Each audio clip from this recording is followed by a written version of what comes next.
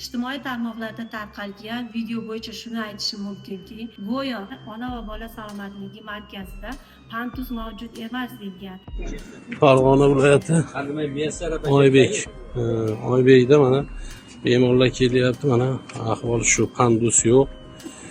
Lekin o'sha bizda qabul bo'limimizda jahon standartlariga mos ravishda panduslar mavjud. Qabul bo'limi hozirgi kunda rekonstruksiya ishlari olib borilganligi sababli vaqtinchalik boshqa binoga ko'chib o'tganmiz. Bu yerda ham panduslar o'sha standartga mos ravishda tashkillanmoqda hozirgi kunda. Ijtimoiy tarmoqlarda tarqalgan bu video umuman haqiqatga to'g'ri kelmaydi. Qabul bo'limida rekonstruksiya ishlari olib borilayotganligi sababli vaqtinchalik boshqa binoga hozirgi kunda ko'chganmiz va shu yerda homilador va tuqqan ayollarga xizmat ko'rsatib kelinmoqda. Barcha o'sha og'ir bemorlar uchun maxsus aravacha va nosilkalar mavjud.